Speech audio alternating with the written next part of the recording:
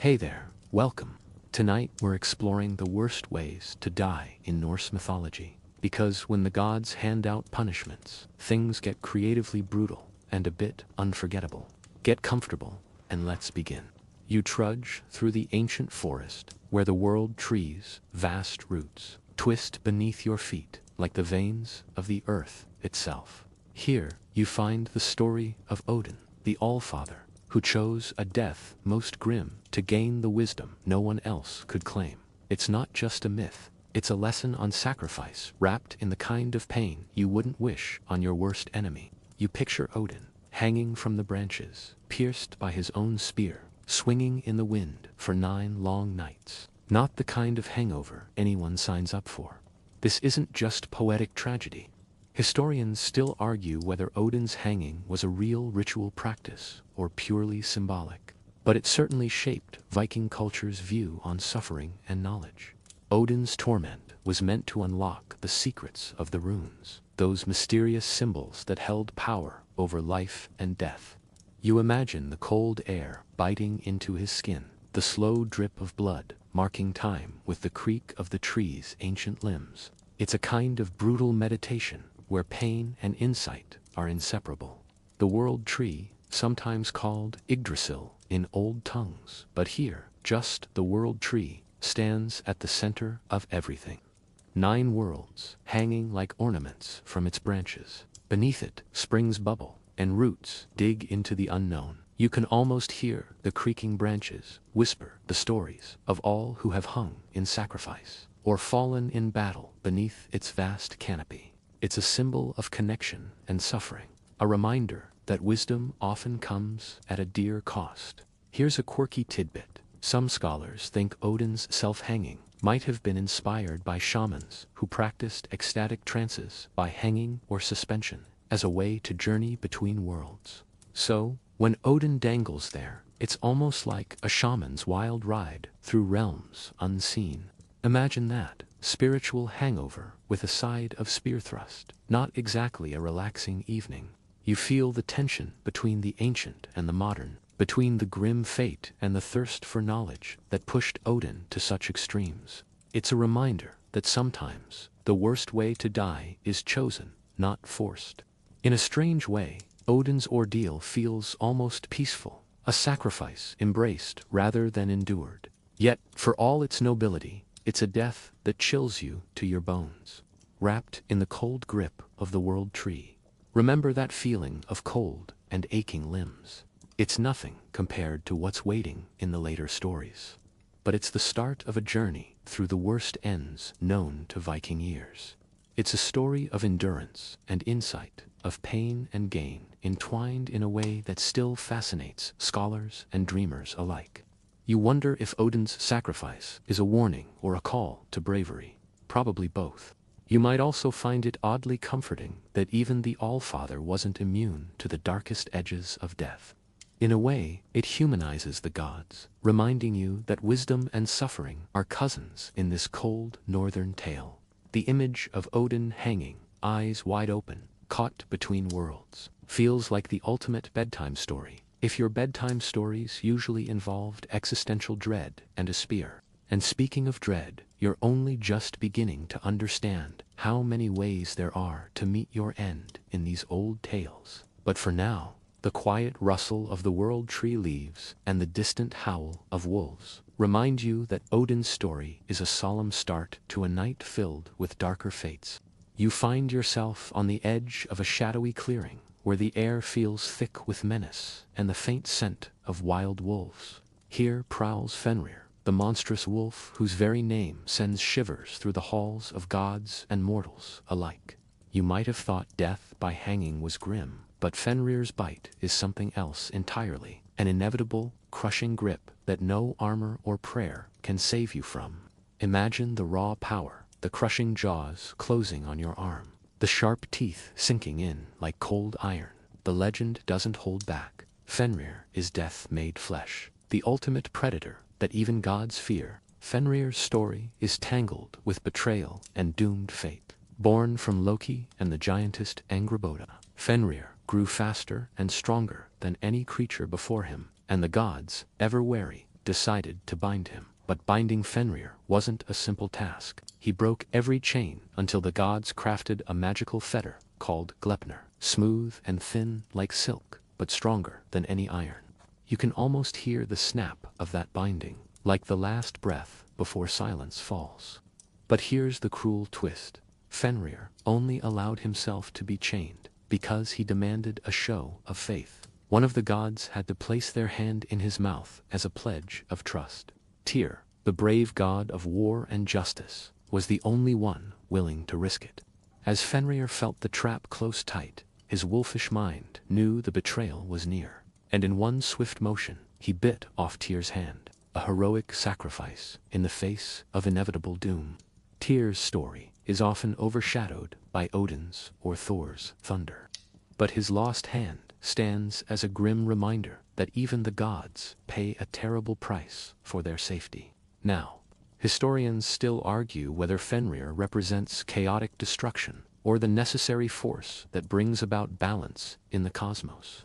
Is he a villain to be destroyed or a force of nature that must be reckoned with?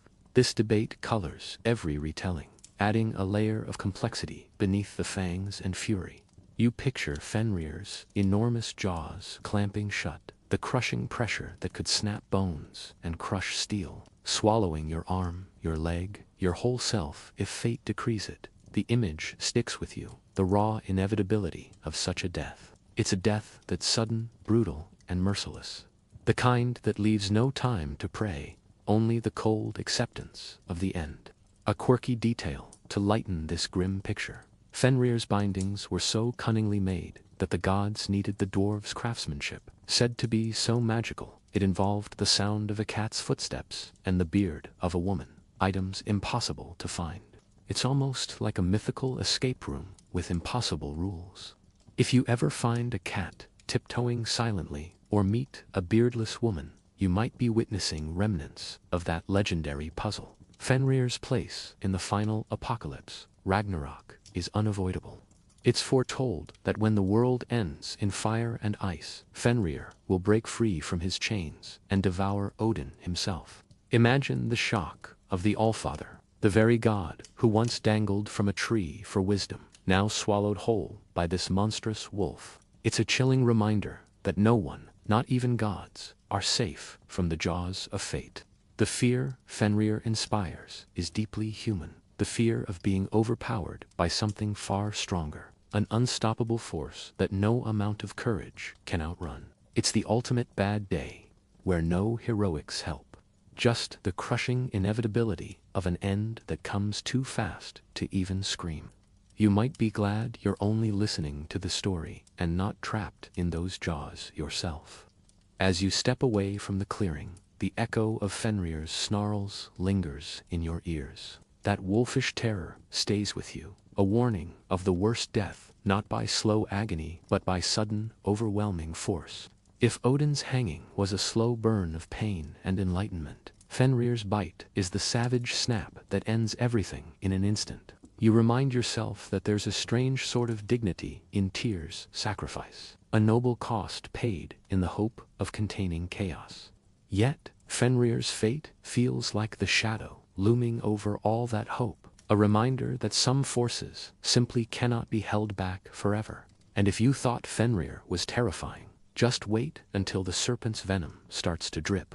You find yourself drifting now to the vast, storm-tossed ocean, where the monstrous serpent Jormungandr coils beneath the waves, its enormous body encircling the world like a dark, unyielding belt. The sea is cold and endless, and so is the slow, creeping death this serpent brings.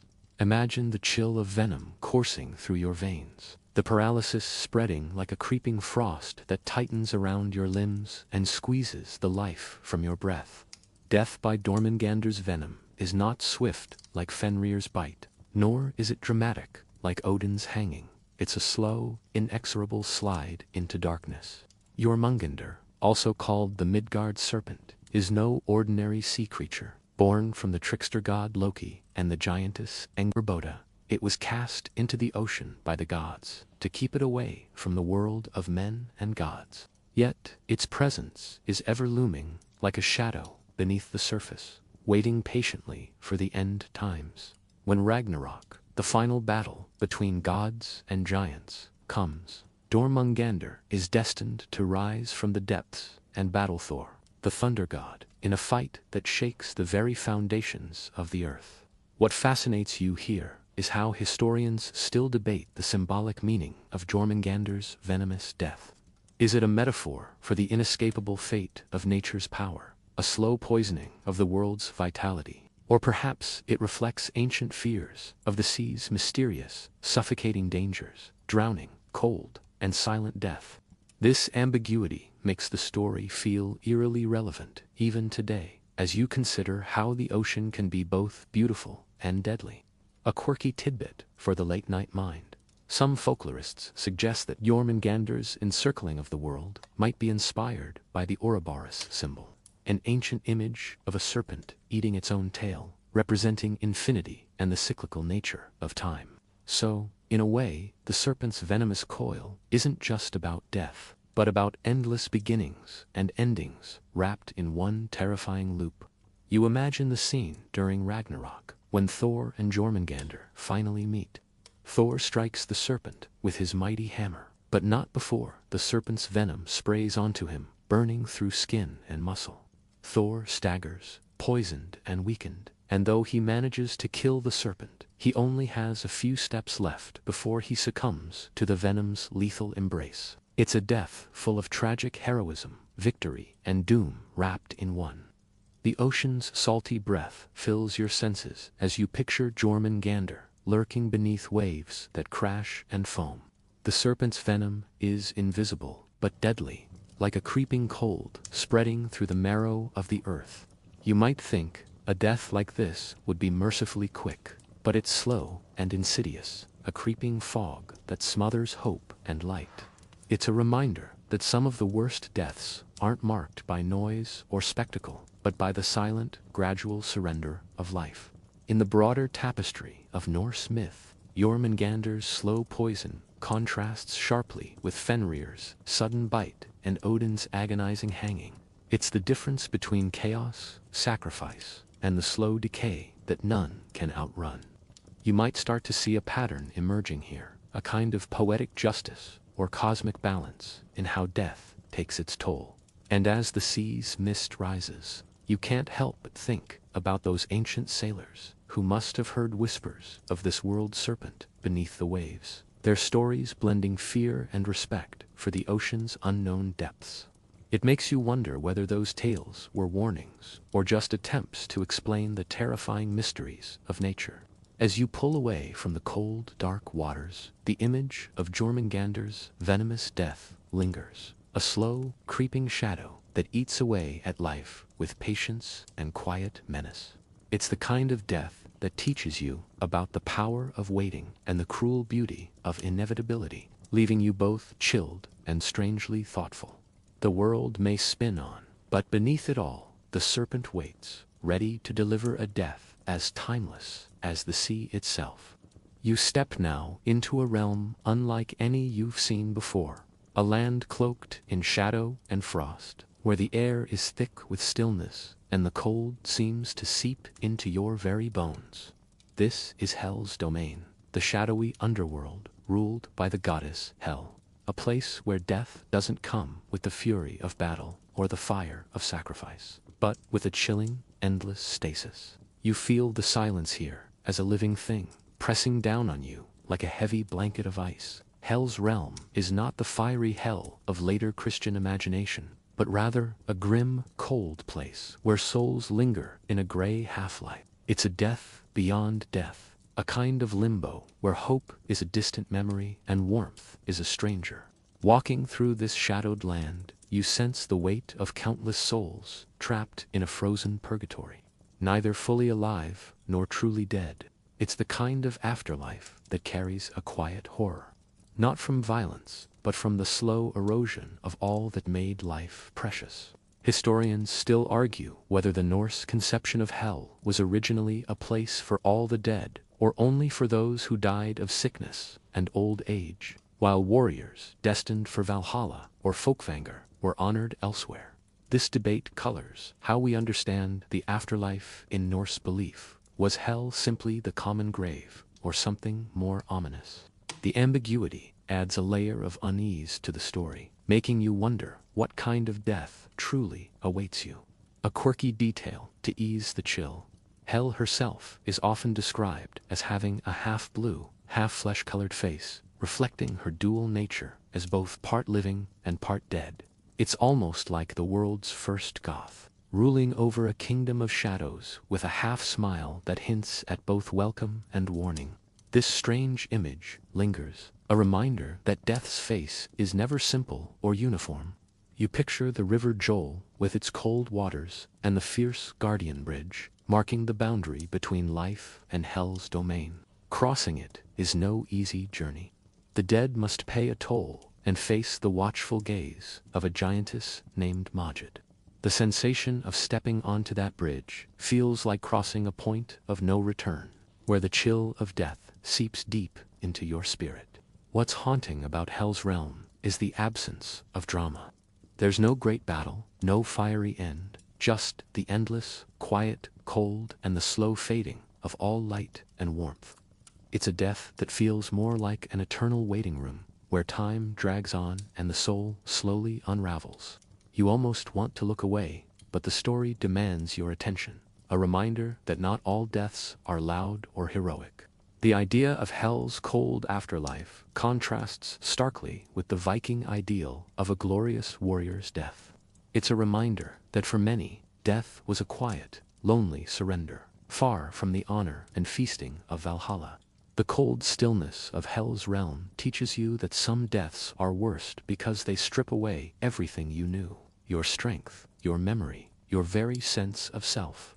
As you feel the biting cold creeping into your fingers and toes, you recall the earlier tales, the sharp bite of Fenrir, the slow venom of Jormungandr, and now this endless frost. The variety of death in these stories feels like a catalogue of fears and hopes, each reflecting a different way the world ends for the brave and the unlucky alike. Before you leave, you hear a faint echo of laughter, soft, almost teasing, from Hell herself, reminding you that death is never the final joke, just the next chapter.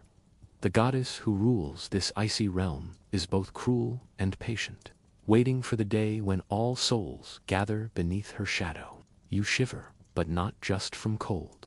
Hell's realm lingers in your mind like a slow whisper, a warning that sometimes the worst way to die is not with a roar or a bite, but in the endless silence of forgotten nights.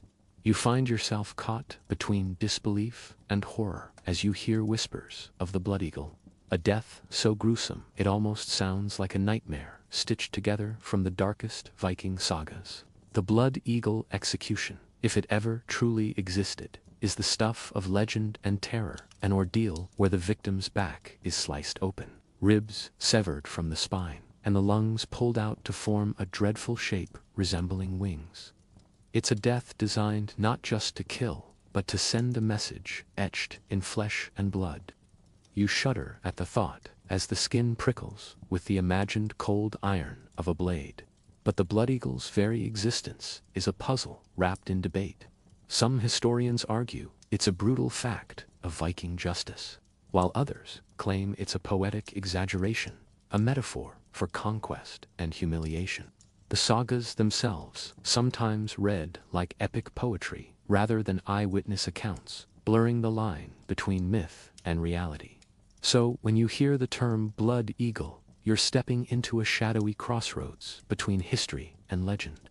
There's a fringe theory that the blood eagle was a mistranslation or misunderstanding of poetic language, perhaps describing a symbolic winging rather than a literal tearing. You might even imagine a Viking skald getting a bit carried away with metaphors, spinning a tale so vivid it haunted generations.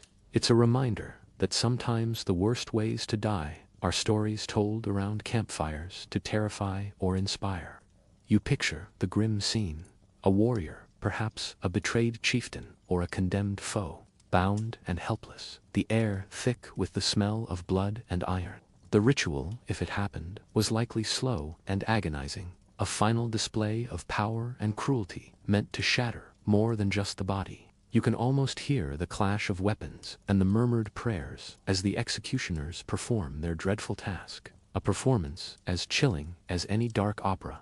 Historians still debate whether the bloody guile was a form of torture, execution, or symbolic punishment meant to ensure the victim's dishonor in the afterlife.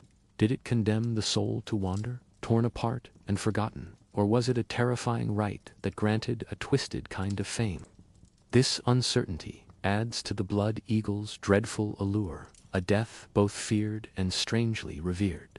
A curious fact: the blood eagle appears in some of the most famous Viking sagas, including the tale of Ragnar Lothbrok's sons avenging their father by allegedly performing this execution on their enemy, King Ella.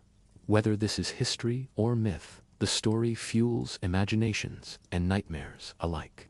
It's a death steeped in vengeance, cruelty, and the harsh codes of honor that ruled the Viking world. You might think that hearing about such a death would darken your mood, but there's a peculiar fascination in these old stories.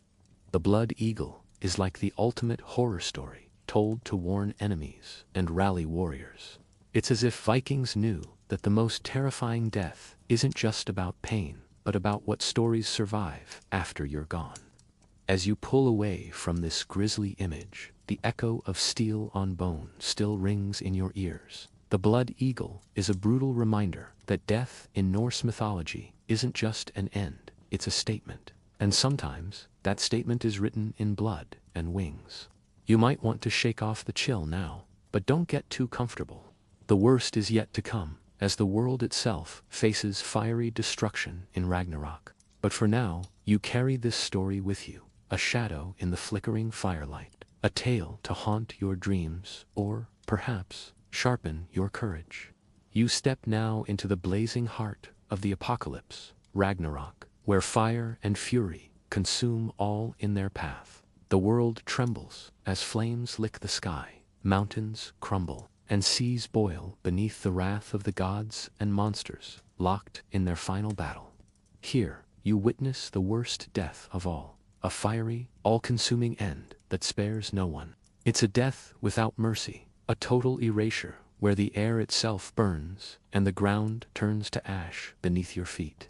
You can almost feel the heat scorching your skin, the smoke choking your breath, and the roar of destruction drowning out every other sound. Ragnarok is not just a battle, it's the death of the world as the Norse knew it. The sun darkens, stars vanish, and even the mighty gods fall. You see Thor facing the Midgard serpent once more, but this time, their fight spells doom for them both. Odin confronts Fenrir, who finally breaks free to devour the Allfather, fulfilling the terrible prophecy. The earth splits, fire giants march, and the cycle of creation ends in a cataclysmic blaze. Historians still argue whether Ragnarok was ever viewed as an actual future event, or a symbolic myth representing the cycles of nature, destruction and renewal forever entwined. The vivid imagery of fire and chaos may reflect real fears of volcanic eruptions or natural disasters, wrapped in the language of gods and monsters.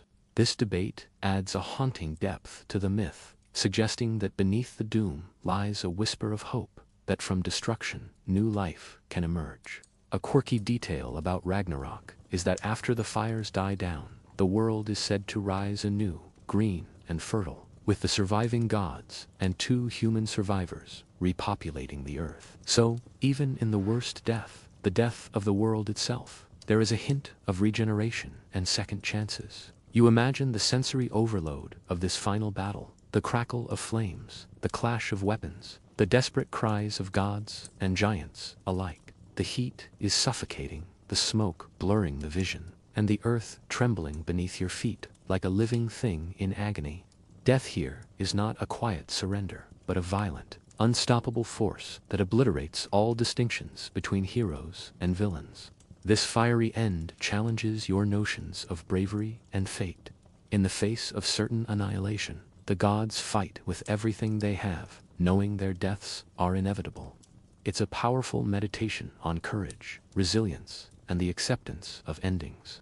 You might feel a strange kinship with these doomed warriors, fighting not for victory, but for honor in the face of the impossible. The idea of the world ending in flame also mirrors fears that still haunt us: climate change, natural disasters, human conflicts. The Norse myths remind us that endings are part of life's rhythm, terrifying but necessary. Perhaps that's why these stories endure, because they speak to a deep, universal truth about loss and renewal. As the last flames flicker out and the dust settles, you feel a strange calm descend, a silence born not of peace, but of exhaustion after the storm.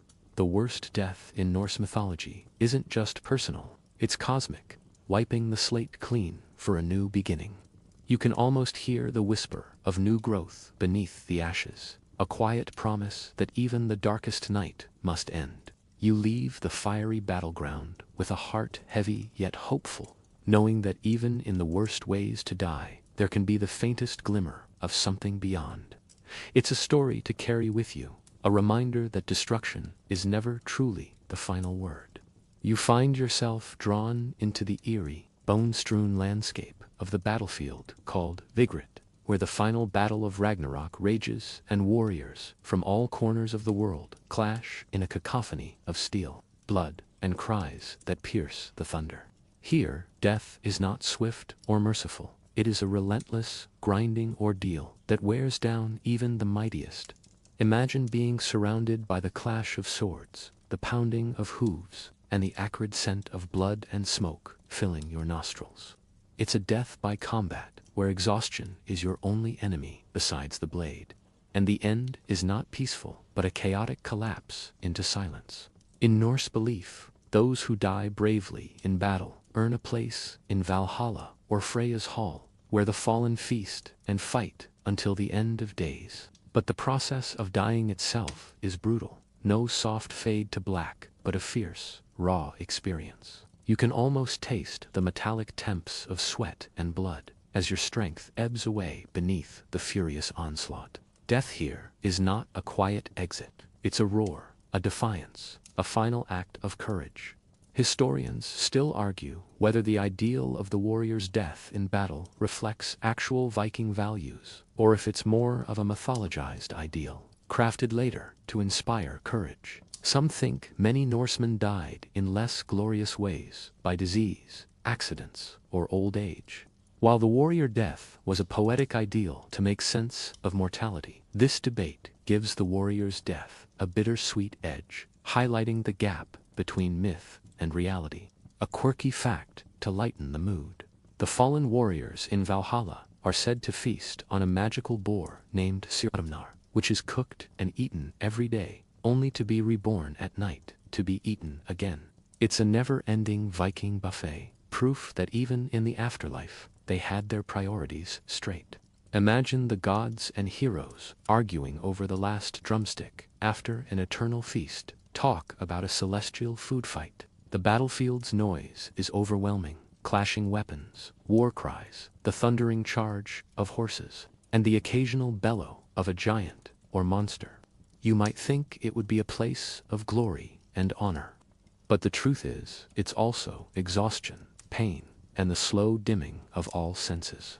Death comes as both a release and a final challenge, as the warrior fights on even as the world crumbles around them.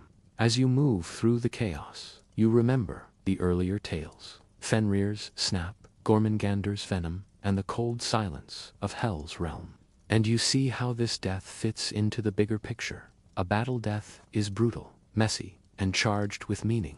It's not just a physical end, but a gateway to an honored place among the gods, a fate many would consider the best possible.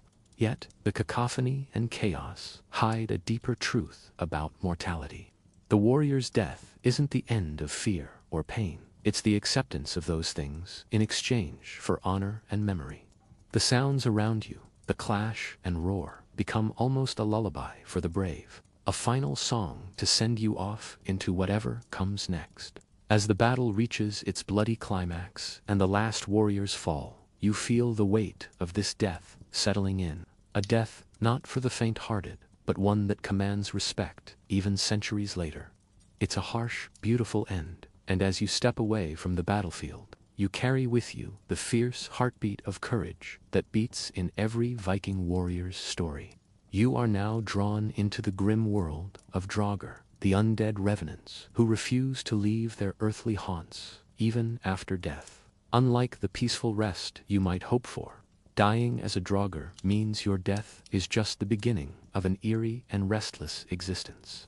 Imagine the sensation of your body rising again, cold and clammy, driven by dark magic and a fierce will to guard your treasures or exact revenge. It's a death that steals your peace and replaces it with eternal unrest. A nightmare where your tomb becomes a prison and your graveyard a battleground. Draugr are more than just zombies. They are intelligent, sometimes cunning, capable of speech and malice. Their presence in Norse tales reflects a very real fear of the dead disturbing the living, and the importance of proper burial rites to keep such spirits at bay. You can almost hear the low groans and see the flickering eyes glowing in the dark as these undead wander through the mists, a constant threat to those nearby.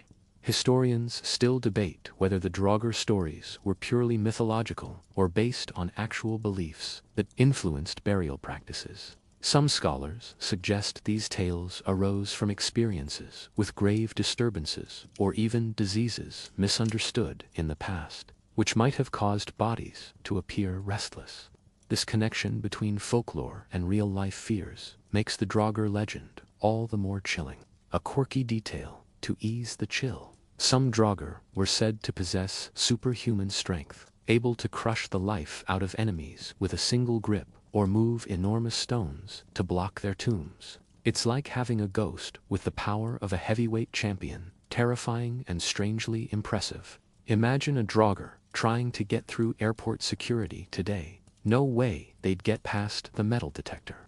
You picture the dreadful moment of death turning into undeath. The body stiffens, then breaks free from earthly bonds, moving with unnatural force to protect what was theirs in life. It's a fate worse than simple death because you never truly rest.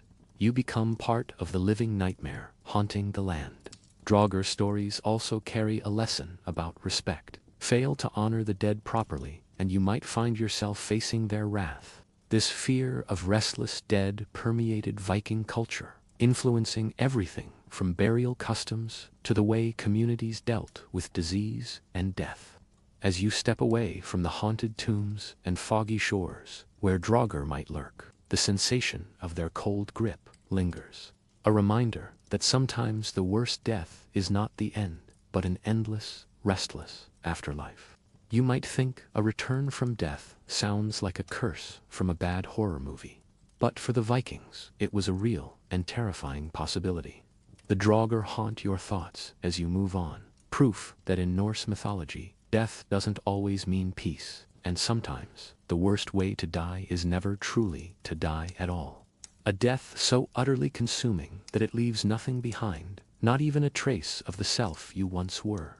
This isn't just a physical demise, but a total obliteration, a disappearance into the gaping maw of a monstrous force. Picture yourself facing Jormungandr, the Midgard serpent, whose colossal body coils around the world beneath the waves. When it strikes, it does not merely wound, it threatens to engulf you entirely, dragging you down into the abyss where darkness is absolute and crushing. Being swallowed by this creature is not a quick death, but a suffocating imprisonment, where the crushing pressure of the ocean and the serpent's constricting coils leave you gasping for breath that will never come. The sensation is claustrophobic and endless, a nightmare of water and darkness without escape.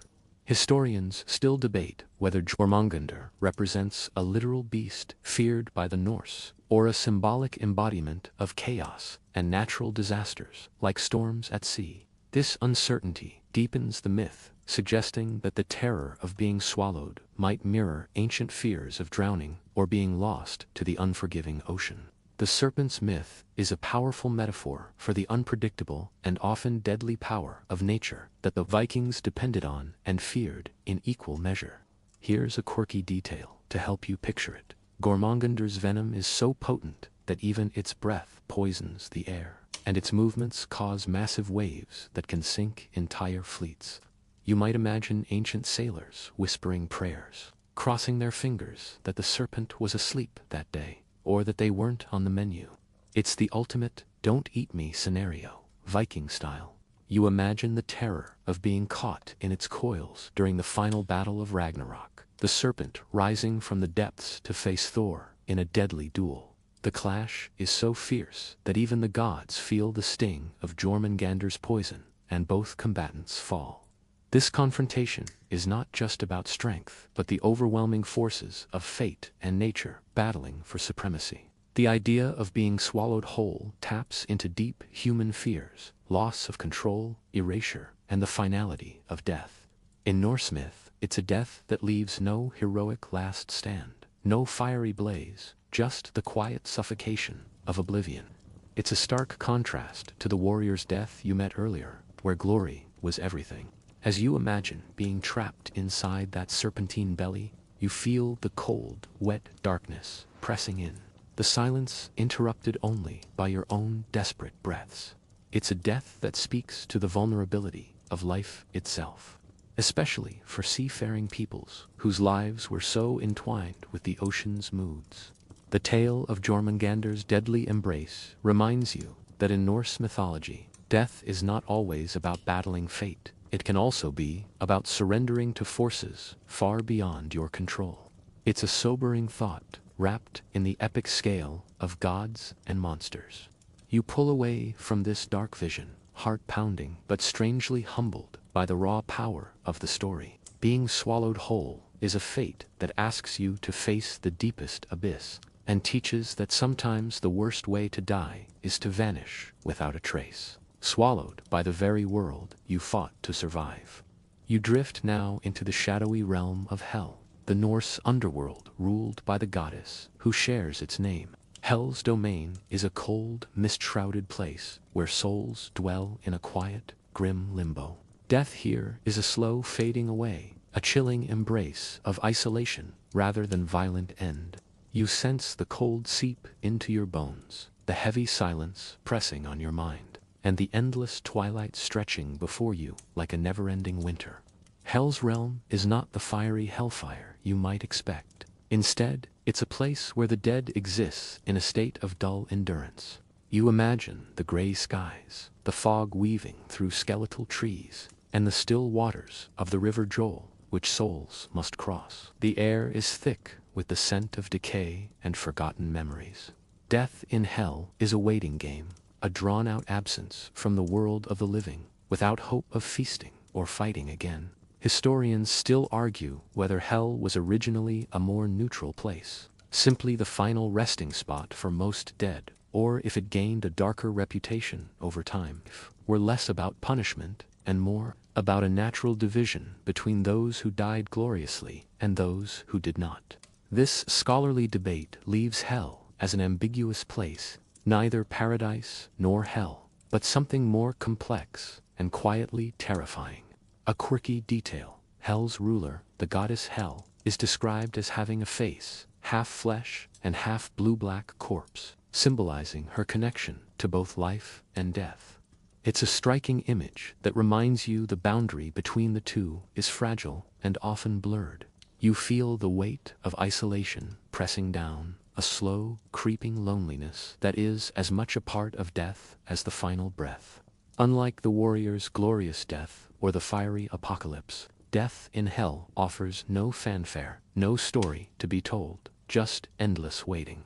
The souls here are forgotten by time and the gods, trapped in a liminal state that stretches into eternity. This slow death in Hell reflects a universal human fear, not of pain or violence, but of being lost and alone, fading from memory. The Norse knew this fear well, and their myths give it form in the quiet halls of Hell. It's a reminder that sometimes the worst death is the one where your story ends without notice.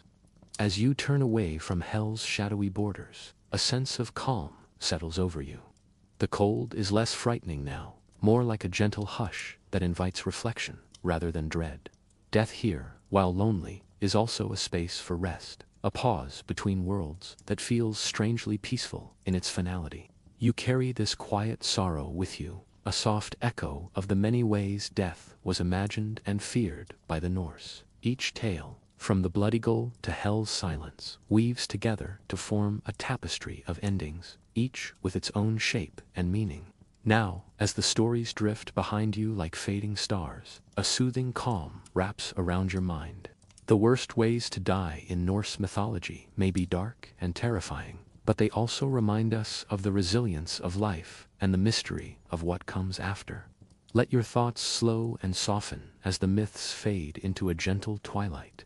The harshest endings melt into quiet whispers, where even the darkest tales find rest. Imagine the world turning gently, the fires dimming, the battles ceasing, and the cold embrace of hell becoming a peaceful sleep.